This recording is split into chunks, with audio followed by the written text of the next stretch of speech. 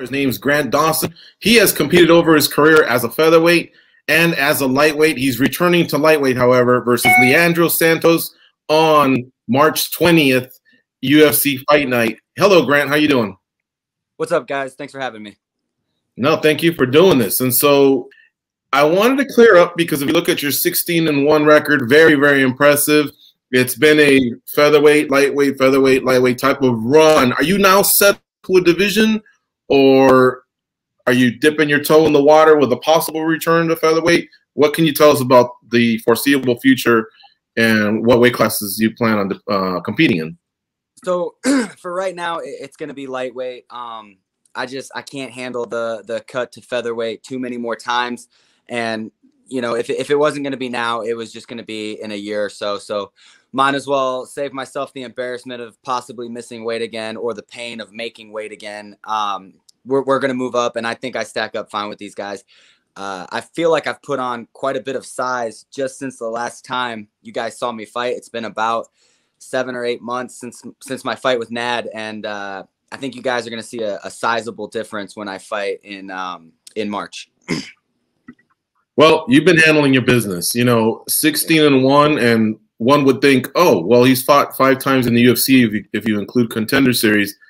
That must have been where the loss came. No, it was actually earlier in his career. He's 4-0 in the UFC, folks. 5-0 if you include Dana White Contender Series. But as impressive as 16-1 is, and trust me, I'm a rankings guy. I look for stuff like this.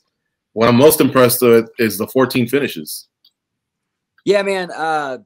It's just kind of my style. I wasn't very good growing up. I started young and I just wasn't very good, but the pace that I put on people, you can't hang with it. And so going through my fights, I would really just finish people because they would give up. They would be like, this guy's moving too much. He's hitting me too many times. I'm going to quit. And then if you do that enough, it just starts getting better and better. The 2 guys that I have gone to a decision with are both very, very tough individuals. And I respect them a lot. Yeah, no, now those 2 were in the UFC, to be fair. But again, 16-1, very impressive. We had you as an honorable mention in our featherweight rankings at USA Today Sports. But now you go on to lightweight. We'll see what happens. Leonardo Santos is a guy that, I mean, if you look, I know he's older. He's like 40 or something like that. He's got some skins on his wall, man. He's a tough customer. Talk about that fight. Well, man, it's like you just said, honorable mention or right there to be ranked. All that's great. Moving up, they didn't give me an easy one, and that's what I wanted. I wanted somebody that was going to put my name out there and put me in line to then get a ranked guy. And Leonardo Santos is the guy. He's 18-3 or 18-4, one of the 2.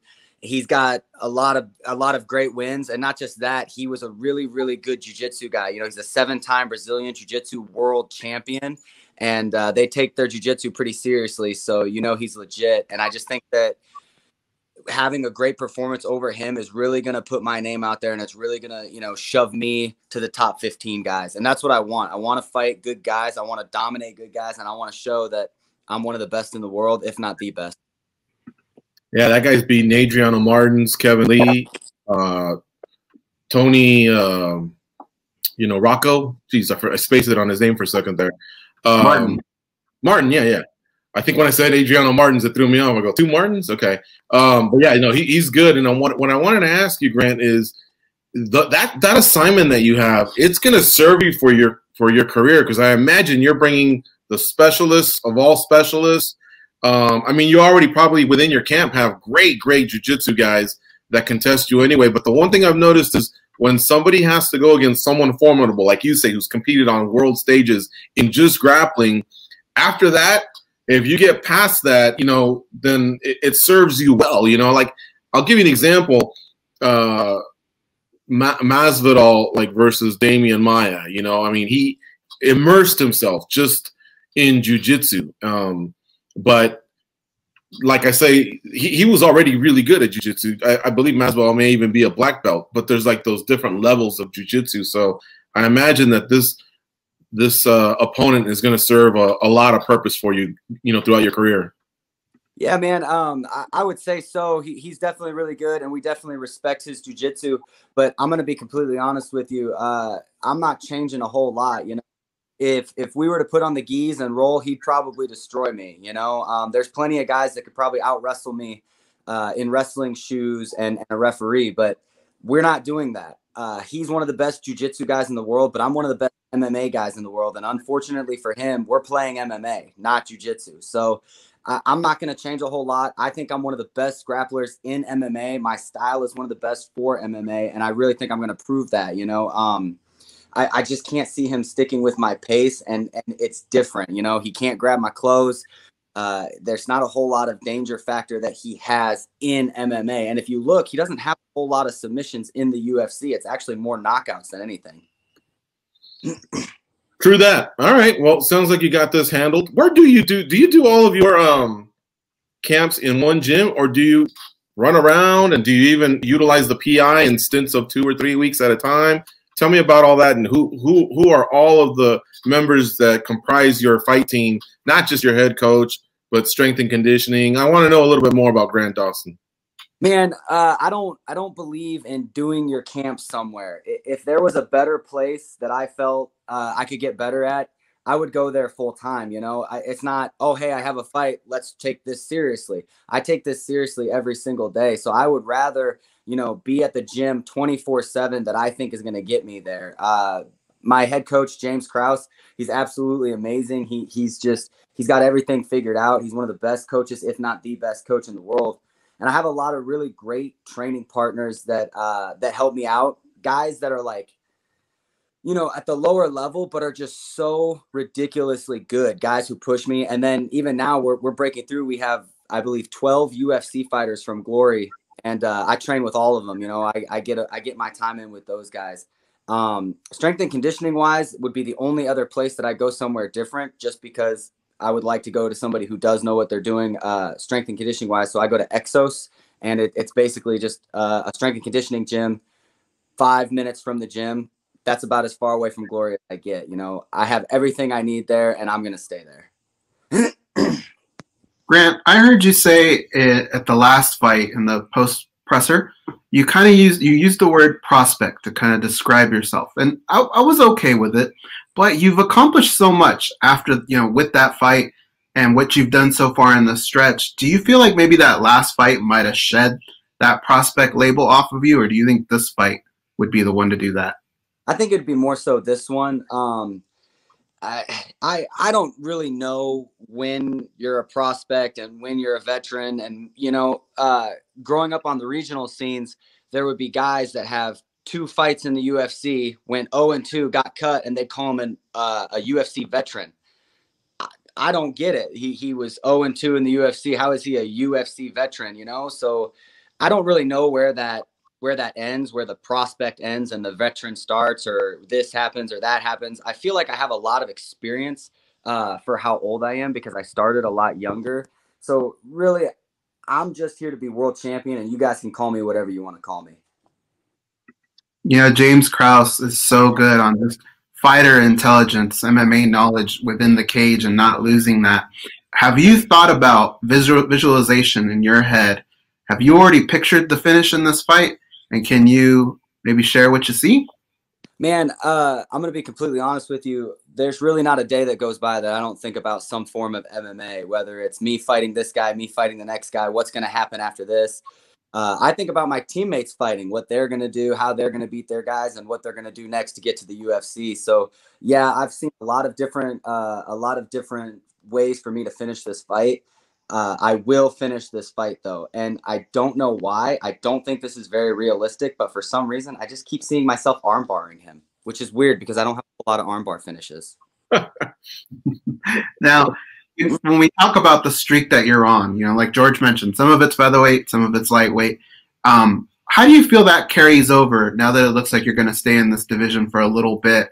When we say he's on a 5-fight win streak, how much of that carries over in the division, in your opinion?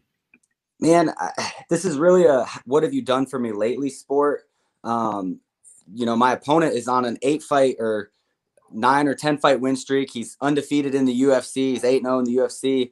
And I feel like, not a whole lot of people, remember who he was because he takes so much time off. It's really just about trying to stay relevant. after this win, I feel like that's going to catapult me. It's really just going to be about staying relevant, you know, there by staying active. I haven't been super active in my stint in the UFC, and that's got to change. I got to do more fights a year. I'm going to put my detective hat on for a second. So earlier when you got up, I feel like you went to open the door to let the dog out.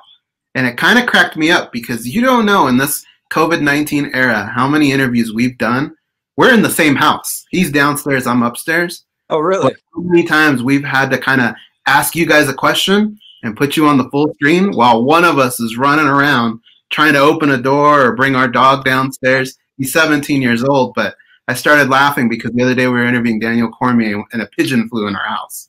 And we were doing the whole, you know, put him up on the big screen, the other guy battled the pigeon, and then go back. But what kind of dog do you have? I have 2 pit bull mixes. One is a lab mix, and the other is a rat terrier mix. And she's just a little old puppy right there, little Echo. And then my other dog is kind of being an asshole. He's out there and he wants in. You gonna be quiet? And yeah, so those are my 2 dogs. It could just be that your dog is an MMA fan and he just wants to hear the MMA talk. Well, if he is, he'd quit talking during it. That's funny. Well, listen, I just think, like I say, you've been doing well. Yeah, I wish you were more active. But do you want to clear up? I mean, why haven't you been as active as you want? Has any of that been just because they don't offer you as many fights, or have you had some injuries along the way? Because I don't recall hearing about stuff like that. Well, the first part of it was I could, you know, fighting at featherweight, I can't make weight. You know, I need at least 8 weeks, at bare minimum 8 weeks to make that cut. And yeah. Shoot, when I fought Minner, you know, I ended up not making weight in that fight. I had 18 weeks, and it was just, you know, one piece of salad out of place, and you're not making it. So that was the real big, you know, thing. So then I decided to move up. I was like, hey. After I fought Nat, I made weight. It was still difficult. I wanted to fight more, so I said, hey, I'm going to move up. Well, now you got a guy who's 4-0 in the UFC at one weight class moving up. So where do you put him? You know, you're trying to fit a puzzle piece into a puzzle that's already done. And so that was really the big, you know, like, what do we do? Do we give him a top 15 guy? Do we give him a killer? Do we give him a wash? What do we do here? What do we do with this kid? How is he going to do it at lightweight? And is he just going to go back down to 145 after trying lightweight out, which I'm not. So I really feel like that was the issue. I think that a big win over Santos is going to really push my name out there, and I really think that I'm going to be able to get at least 3 or 4 fights in 2021. That'd be great. And you're right. I've heard it a lot. Not to keep dropping the guy's name, but Masvidal used to tell us the same thing. If I want to make 155, where he competed for a long time, he goes, you got to let me know 3 months in advance, because the first 2 months or the first month, I just got to prep my body for the camp so that I can do the actual drop. Whereas at 170, you can call him and he'll be ready to go within a week, like he was versus Kamaru Usman. Those 15 pounds were just a godsend for him when he did go up. But at the same time, I think he was just like kind of more of a tweener. He used to tell us, I'd love for the 165 division to be created one day. But for you, there's really nothing in between 145 and 155. So hopefully at 55, with you packing on some muscle and now getting rid of that mental stress of even worrying about that piece of salad, like you said, you're just ready to rock and roll and have a big year. Yeah, man. And to go off what you're saying, you know, Masvidal says he needs, you know, 3 months to make 155, but then he can make 170 on a week's notice. That's a 15-pound difference. And I think the people at home, you know, don't really realize like what a big difference that is. You know, I can make 155 in 3 weeks. I truly believe I can make 155 in 3 weeks. Won't be fun, but I can get it done. I can show up on weight. 145, they don't know what that does to your body and like what you need to do. And I'm not making excuses here. I'm the one that signed up for it. This is my job. And I made the decision to do my job properly. I need to move up, and I need to give these people what they want. They don't want me coming in, missing weight. And another big thing on it too was I don't want to be that guy. I truly believe that I can be a world champion someday. I will be a world champion someday. And I just don't want to be the Rumble Johnson that had all the opportunity in the world and he just couldn't get his weight right, or he just refused to move up, or this happened or that happened. I don't want to be the excuses guy. So I'm cutting all the excuses out. The weight cut's not going to be an issue. They're going to be a little bit bigger. They're going to be a little bit faster, and I'm still going to dominate everybody. Hey, you're only 26, you know, so 16-1 is a fabulous start to a 26-year-old as a professional. So even though there was some lulls in between fights, if you've identified what the biggest problem is and you're ready to go, I see, like I say, a big 2021, 2022 for you. There's a plethora of 55ers out there, but I'm telling you, these matchmakers love a good record, and you got it. Now, I did want to ask you one last question. Do you remember roughly when you fought at 145, what did you fight at Fight Night? And then when you fought at 155, what did you fight at Fight Night? I ask only because some people told me they almost rehydrate to the same weight, honestly. But do you know? I don't know what I fought at 55. You have to realize that when I was fighting at 55, it was on the regional scene, and I wasn't very big. I was still a kid, you know. I've just recently kind of started to get my man body, you know. With the biggest I've gotten from 145 back up, made 146. I believe it was when I fought Trezano. I made 146 on the dot, and the next day they weighed me, and I weighed 178. 32 pounds, man. Yeah, you're moving people around too. Yeah, I see it. I see it. Yeah. I'm a big featherweight, but I really feel like I don't think I'll get much bigger than that. I think 78, 75 will be about what I put on in lightweight, but the amount of energy I have and the strength that I have, I'll be able to keep. Mm-hmm. All right, cool. I think I said last question, but I have one more. Who's your boxing coach at Glory? Is it the same person for everybody, or who does just straight boxing with you guys? So we have 4 coaches. We have James Krause, who is the head MMA coach. We have Jason High, who is the head wrestling coach. We have Austin Ford, who is the head, I would say, striking coach. And then myself, I'm the assistant MMA coach. And between the 4 of us, you know, we all do the same stuff. Everybody's got their practice, but we have a coaches meeting every week. Everybody's on the same page. This guy needs to work on this. This guy needs to work on this. What can we do as a team here? And so we're really coordinated together, and we do a lot of that stuff as a team. Yeah, I remember Austin meeting him. I think he used to train Tyler Stinson, right? I'm not sure. I think that name sounds familiar. Yeah. Okay, I remember him. Got it. Yeah, man, that's really good to hear how coordinated your guys' effort is. As a bunch, we've talked to James Krause. He's told us about the 5 points that he demands from everybody. You know, the blending, the wrestling, and making sure cage work and making sure you do not miss a workout. He went through that with us. It was really, really interesting, man. We love what you guys are doing over there, but it almost sounds like the structure of like an NFL team. These meetings are just as important as the training sessions and getting everyone on the same wavelength. And if you guys are doing everything under one roof, with the exception of your strength and conditioning, that's awesome. Here in Vegas, it's a little bit different. There's a little bit of the moving around, you know, especially some specific BJJ gyms. You got your MMA gym, and then throw in the UFC PI to get your strength and conditioning. Most people are kind of doing at least 3 gyms here. Vegas is the worst place to be an MMA fighter, in my opinion. I'm sorry, I'm just saying, a lot of these fighters, you know, they go there because they're fascinated by the PI. I've been there. I've eaten the PI's food. I've done their strength and conditioning program. I've gotten the massages. It's fantastic, and I absolutely get why they want to be there. The free food, the free this, the free that. I'm in the UFC. I should be getting this. I should be getting that. I get it. The issue is there's so many gyms, and nobody's an MMA coach there. You know, you got this gym and that gym, and this is a jiu-jitsu. This is where I go for wrestling.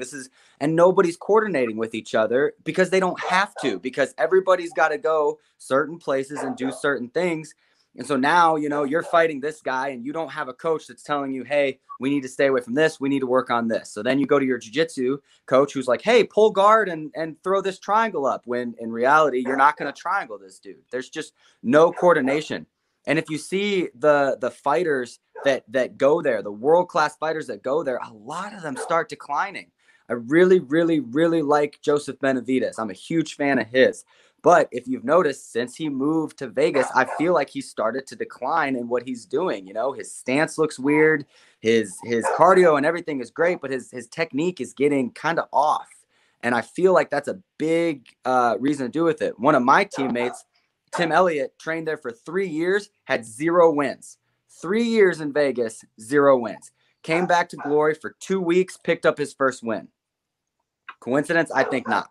I really feel like there's a huge thing that you need a specific head coach. All right, fair enough. You backed it up with some examples. Grant. I'm sorry, dog. I'm sorry. I'm not saying Vegas is bad. I'm just saying it's not great for MMA. Well, I'll have to say that the two that I know that have done exceptionally well. There's a few head coaches here, but Eric Nixick has himself some good teammates that have been succeeding this year, and then John Wood, he's been doing work in Vegas for a while.